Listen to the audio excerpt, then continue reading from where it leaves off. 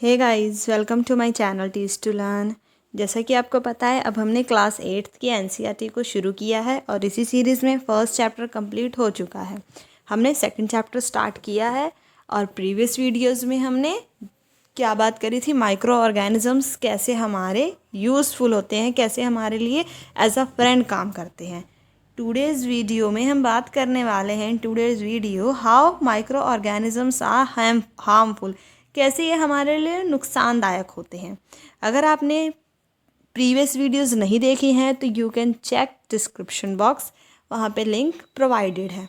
तो स्टार्ट करते हैं हम। जो माइक्रो ऑर्गेनिजम्स हैं ये हमारे लिए नुकसानदायक हो सकते हैं कई तरीक़ों से। जैसे कि कुछ माइक्रो ऑर्गेनिजम्स ऐसे होते हैं जो ह्यूमंस बीइंग में, मतलब इंसानों में, प्लांट्स और एनिमल्स, इन सभी में ही बीमारियों का कारण होते हैं। सच डिसीज़ कॉजिंग माइक्रो ऑर्गेनिजम्स, और ऐसे माइक्रो ऑर्गेनिजम्स जिनसे डिसीज़ होता है उन्हें हम क्या कहते हैं? पैथोजेंस कहते हैं। तो ये क्या हो गया? पैथोजेंस की डेफिनेशन हो गई कि what are pathogens? Some such disease causing microorganisms, जो डिसीज़ कॉजिंग माइक्रो ऑर्गेनिजम्स होते हैं उन्हें हम कहते हैं पैथोजेंस। सम माइक्रो ऑर्गेनिज्म, और कुछ माइक्रो ऑर्गेनिजम्स ऐसे होते हैं जो फूड को स्पॉइल करते हैं, क्लॉथ और लेदर को स्पॉइल करते हैं। तो इन सभी के बारे में चलिए हम डिटेल में स्टडी करते हैं। सबसे पहले है disease causing micro organisms in humans, के ह्यूमंस में ऐसे कौन से माइक्रो ऑर्गेनिजम्स हैं जिनसे हमें बीमारियां हो सकती हैं। तो ये जो पैथोजेंस है, क्योंकि ये डिसीज़ कॉजिंग माइक्रो ऑर्गेनिजम्स है, ये हमारे बॉडी में कैसे एंटर कर सकते हैं? हवा से, हम जो पानी पी रहे हैं उससे, हम जो खाना खा रहे हैं उससे। क्योंकि हमारी बॉडी में यही तो जगहें हैं जहाँ से हमारी बॉडी में एंटर करके हमें बीमार कर सकते हैं। और they can also get transmitted by directly contact, मतलब कि ये जो बीमारियाँ, ये जो माइक्रो ऑर्गेनिजम्स से बीमारी हुई है, ये ईज़िली ट्रांसमिटेड भी हो जाती है अगर हम इन्फेक्टेड पर्सन के साथ डायरेक्ट कांटेक्ट में आए या फिर इन्फेक्टेड एनिमल के डायरेक्ट कांटेक्ट में आए, तो फिर ये ईज़िली इन्फेक्टेड पर्सन से ट्रांसमिट भी हो सकती है।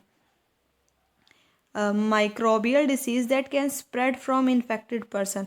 अब यहाँ पे इन्होंने आगे एक चीज़ बताई है कि कम्युनिकेबल डिसीज़ क्या होती है। अब जो डिसीज़ स्प्रेड हो सके फ्रॉम एन इन्फेक्टेड पर्सन से हेल्थी पर्सन को, मतलब एक इन्फेक्टेड पर्सन है उससे एक हेल्थी पर्सन को जो डिसीज़ ट्रांसमिट हो रही है थ्रू एयर, वाटर और फूड, या फिर उसको फिजिकल कांटेक्ट से, मतलब टच वगैरह करने से भी जो डिसीज़ इस तरह ट्रांसफ़र हो रही है, उस तरह की डिसीज़ को हम क्या कहेंगे? कम्युनिकेबल डिसीज़ कहेंगे। और इसी की उल्ट होती है एक नॉन कम्युनिकेबल डिसीज़। बस उसमें यही आ जाएगा कि वो ऐसी डिसीज़ जो डायरेक्ट कांटेक्ट से ट्रांसमिट नहीं होती है with the help of air, water और फूड, उसे हम क्या कहते हैं? नॉन कम्युनिकेबल डिसीज़ कहते हैं। तो यहाँ पे दो डिसीज़ेज़ भी आ जाएंगी। यहाँ पे इन्होंने कम्युनिकेबल ली हुई है। अगर आपको आए पेपर में तो आप नॉन कम्युनिकेबल भी लिख सकते हैं कि वो क्या होती है। कम्युनिकेबल जो डायरेक्ट थ्रू एयर, वाटर और फूड या फिजिकल कांटेक्ट से infected person to a healthy person transmitted हो जाए, कम्युनिकेबल। जो ना हो वो नॉन कम्युनिकेबल। जैसे कि इन्होंने यहाँ पे एग्जांपल दी हुई हैं, cholera, common cold, chickenpox और ट्यूबरक्लोसिस, मतलब कि टीबी। ये सारी ऐसी डिसीज़ हैं जो कम्युनिकेबल है, मतलब कि इन्फेक्टेड पर्सन से हेल्थी पर्सन में ट्रांसमिट हो सकती हैं with the help of air, water, food, इन सब से।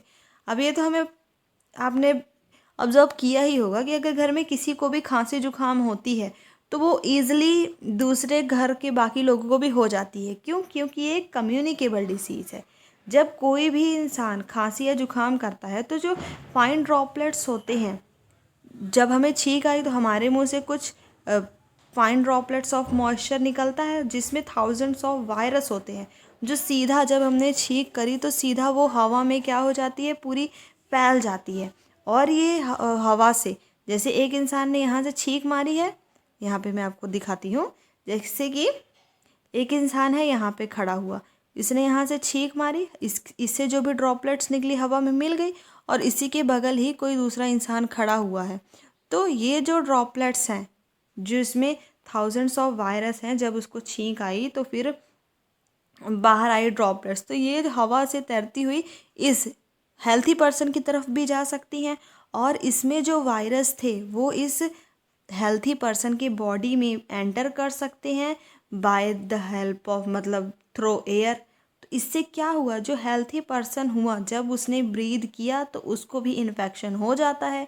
तो यही कारण है जिससे जब किसी को भी खांसी जुकाम होता है तो ईज़िली वो एक पर्सन से दूसरे पर्सन को ट्रांसमिट हो जाती है, क्योंकि जब भी खांसी जुकाम होती है, छींक हमें आती है, तो वो जब हम छींक करते हैं तो फाइन ड्रॉपलेट्स ऑफ मॉइस्चर, उसमें वायरस होता है, और वो वायरस ईजिली हवा से कैरी करके हेल्थी पर्सन की तरफ ट्रांसमिट हो जाता है और उसको भी इन्फेक्शन हो जाती है।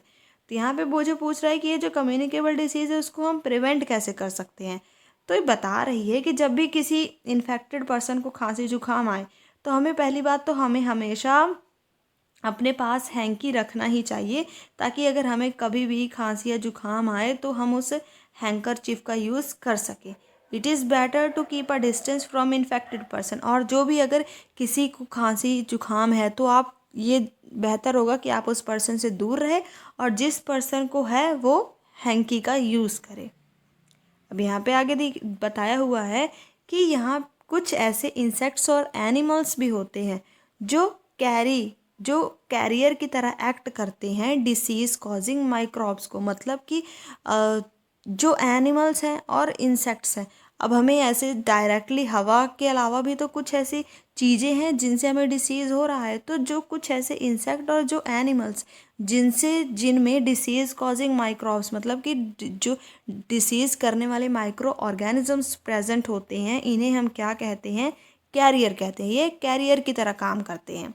अभी देखो, कैरियर को अच्छे से आपको तब समझ आएगा जब एक एग्जाम्पल होगी, जैसे कि यहाँ पे इन्होंने दिया है कि जो हाउस फ्लाई है, मतलब मक्खी, ये भी क्या है, एक तरह की कैरियर है। कैरियर का मतलब, क्योंकि ये जो हाउस फ्लाई है ये क्या करती है, कूड़े करकटों पे बैठती है, मतलब जो भी कूड़ा कबाड़ है होगा या फिर एनिमल का एक्सक्रेटा होगा उसी पे उड़ उड़ के बैठती रहती है। और जो भी पैथोजेंस है, हमने देखा ना कि डिसीज़ कॉजिंग माइक्रो ऑर्गेनिजम्स, मतलब जिनसे हमें बीमारी हो रही है, ये पैथोजेंस इन हाउस फ्लाई के पैरों में या फिर इनकी बॉडी में स्टिक कर जाता है। और जब भी ये हाउस फ्लाई हमारे खाने पे आके बैठती हैं, ऐसा खाना जिसे हमने कवर करके नहीं रखा है, तो ये जो पैथोजेंस है जो इनकी बॉडी पे लगा था, वही पैथोजन ये फिर हमारे अनकवर्ड फूड के ऊपर आके चिपक जाता है, और जब भी हम उस फूड को खाते हैं तो हम उससे बीमार हो जाते हैं। तो फिर इसीलिए हमें कहा जाता है कि हमें हमेशा फूड को कवर करके रखना चाहिए, और जो भी अनकवर्ड फूड आइटम है उसे नहीं खाना चाहिए। तो देखा, इसीलिए कहा जाता है कि मक्खियों से हमें अपने खाने को बचाना चाहिए, क्योंकि मक्खियाँ जो भी वेस्ट मटेरियल है उसके ऊपर बैठेंगी, उससे पैथोजन को कैरी करेंगी और हमारे फूड के ऊपर भी आके बैठ जाएंगी, और जो भी पैथोजन उनके बॉडी पे लगा हुआ है हमारे फूड पे ट्रांसफ़र हो जाएगा, और उसी फूड को जब हम खाएंगे तो हम भी बीमार हो जाएंगे। अब यहाँ पे एक और एग्जांपल दी गई है कैरियर की, क्या है वो, फीमेल एनोफिल्स मॉस्किटो। ये एक मॉस्किटो का नाम है जिससे हमें क्या होता है, मलेरिया होता है। ये which carry a parasite of malaria, मतलब कि ये मलेरिया के पैरासाइट को अपने साथ लेके घूमती है। कौन सा मॉस्किटो है ये, एनोफिल्स मॉस्किटो। और यहाँ पे एक और मॉस्किटो का नाम दिया गया है, ये भी फीमेल ही है। ये कौन सा मॉस्किटो है, फीमेल एनोफिल्स मॉस्किटो, जिससे हमें मलेरिया होता है। और एक दूसरा है फीमेल एंडीज मॉस्किटो, जिससे हमें क्या होता है, डेंगू होता है, कैरियर ऑफ डेंगू वायरस। तो यहाँ पे इन्होंने बोला है कि कैसे हम मलेरिया और डेंगू से बच सकते हैं।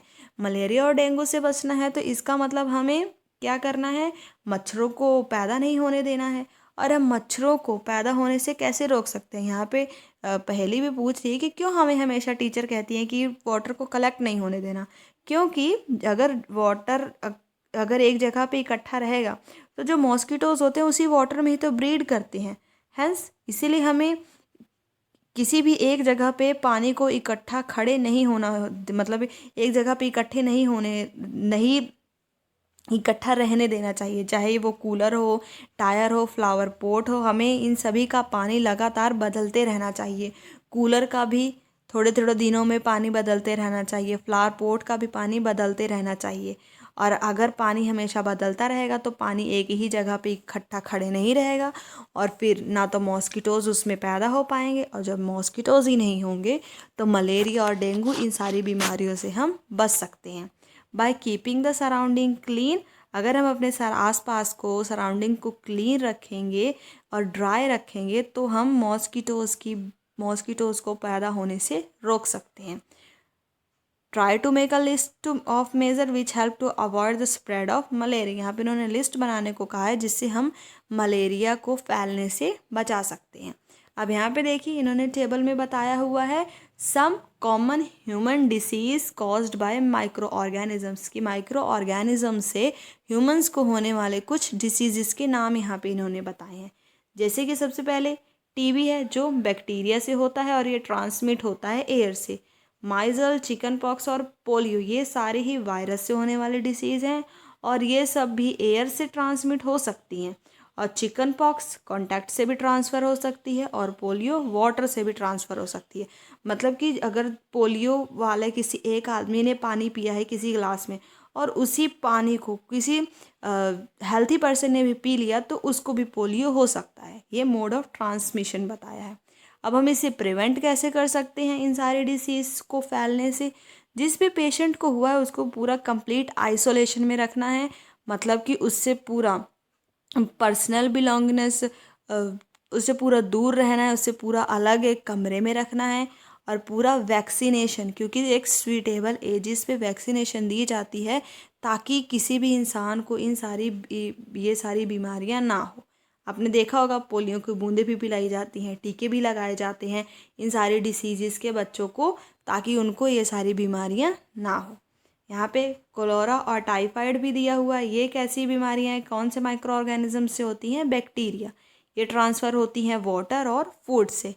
इनके लिए भी हमें इनसे पर्सनल हाइजीनिक और गुड सैनिटरी मतलब अच्छी साफ़ सफाई रखनी होगी ताकि ये बीमारियां दूसरों को ना फैल सके। इन्हें अच्छा बॉइल्ड ड्रिंकिंग वाटर और प्रॉपरली कुकड फूड देना होगा क्योंकि ये वाटर और फूड से ही फैलती हैं। इसीलिए इन्हें अच्छे से बॉइल्ड ड्रिंकिंग वाटर और पूरा अच्छे से पका हुआ भोजन देना चाहिए। नेक्स्ट क्या है? Hepatitis A. ये वायरस से फैलती है और इसका भी मोड ऑफ ट्रांसमिशन क्या है? वाटर है। इन्हें अच्छे से बॉइल्ड ड्रिंकिंग वाटर देना चाहिए ताकि हम इसे प्रिवेंट कर सकें। नेक्स्ट क्या है? मलेरिया। इस किस माइक्रो ऑर्गेनिज्म से होता है? प्रोटोजोआ। और ये फैलता किससे है? फैलाने का काम कौन करता है इसे? मॉस्किटो। मॉस्किटो फैलाता है तो हमें मॉस्किटो से बचने के लिए मॉस्किटो नेट और रेपेलेंट्स का यूज़ करना चाहिए, स्प्रे का यूज़ करना चाहिए ताकि हम इनकी ब्रीडिंग को मतलब इनको और पैदा होने से रोक सकें, इनकी ब्रीडिंग को कंट्रोल कर सकें। और इनकी ब्रीडिंग को कैसे कंट्रोल कर सकते हैं? स्प्रे का यूज़ करके, और साथ ही साथ वाटर को एक ही जगह पे हम इकट्ठा ना होने दें ताकि इनकी ब्रीडिंग वहाँ से भी हम स्टॉप कर सकें। Some of the common disease affecting and their mode. यहाँ पे हमने इस टेबल को तो डिस्कस कर ही लिया है। यहाँ पे इन्होंने आगे बोला है डिसीज़ कॉजिंग माइक्रो ऑर्गेनिजम्स। अभी हमने किसके पढ़ा? ह्यूमंस का पढ़ा। अब कुछ ऐसे भी माइक्रो ऑर्गेनिजम्स होते हैं जो एनिमल्स में भी बीमारियाँ पैदा करते हैं, जैसे कि सेवरल माइक्रो ऑर्गेनिजम्स। वो सिर्फ इंसानों में ही नहीं बल्कि इंसानों और प्लांट्स में ही नहीं बल्कि एनिमल्स में भी बीमारियां फैलाते हैं, जैसे कि एंथ्रैक्स। ये एक डेंजरस बीमारी है जो ह्यूमंस और कैटल्स दोनों में ही होती है बाय बैक्टीरियम। मतलब कि यहाँ पे कौन सा माइक्रो ऑर्गेनिजम्स एंथ्रैक्स को एंथ्रैक्स बीमारी को कर रहा है? बैक्टीरियम कर रहा है।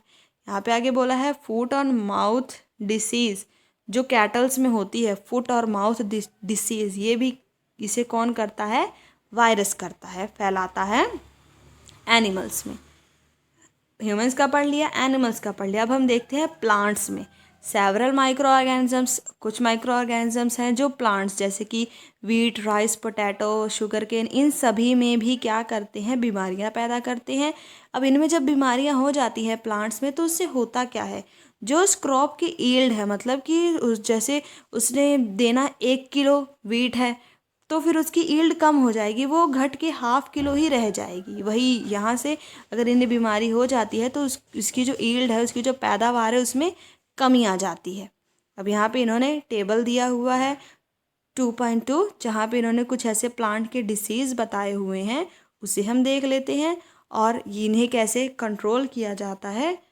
यहाँ पे इन्होंने बोला है, ये यहाँ पे इन्होंने टेबल में तो डिसीज़ की नेम दिए हुए हैं और इन्होंने बोला है कि इस डिसीज़ को हम कंट्रोल कर सकते हैं by the use of certain chemicals का यूज़ करके, ताकि हम जिस भी माइक्रोब्स ने इन प्लांट्स में बीमारी फैलाई है, हम उस माइक्रोब्स को केमिकल का यूज़ करके ख़त्म कर सके और अपने प्लांट को बचा सके। यहाँ पर डिसीज़ के नेम दिए हुए हैं। सिट्रस कैंकर हो गया, इसे बैक्टीरिया माइक्रो ऑर्गेनिज्म करता है, एयर से ट्रांसमिट होता है। रस्ट ऑफ वीड इसे फंगी करता है, ये भी एयर और सीड्स से ट्रांसफ़र होता है।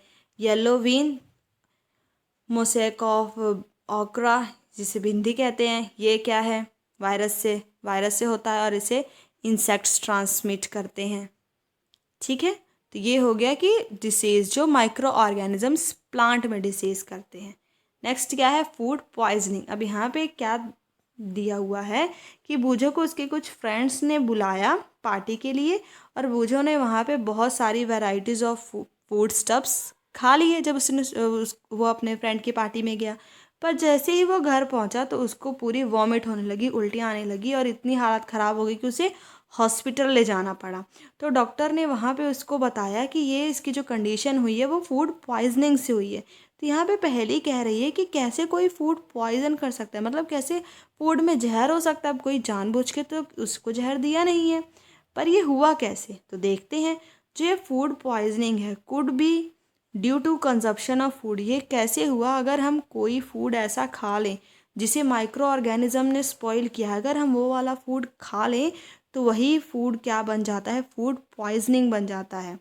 मतलब कि उस पर जो माइक्रो ऑर्गेनिज्म है उस फूड पे ग्रो करके उस फूड पे समटाइम्स टॉक्सिक सब्सटेंस, मतलब कि कुछ ऐसे जहरीले सब्सटेंस उस फूड पे प्रोड्यूस कर देते हैं जब माइक्रो ऑर्गेनिजम्स फूड पे ग्रो करते हैं। तो और अब फूड पे अगर पॉइजनिंग सब्सटेंस ग्रो किया है तो इससे जो फूड हमारा क्या बन गया है, जहरीला बन गया है।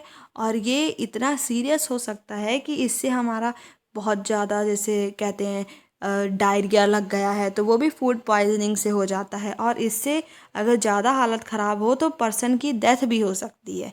इसीलिए ये बहुत ज़्यादा ज़रूरी है कि फूड को बनाने के बाद हम उसे प्रिजर्व कैसे कर रहे हैं, उसको हम अच्छे से प्रिजर्व कर रहे हैं नहीं कर रहे हैं कहीं, क्योंकि अगर हमने उसे अच्छे से प्रिजर्व नहीं किया है तो माइक्रो ऑर्गेनिजम्स उस फूड के ऊपर ग्रो करके उसको टॉक्सिक बना सकते हैं।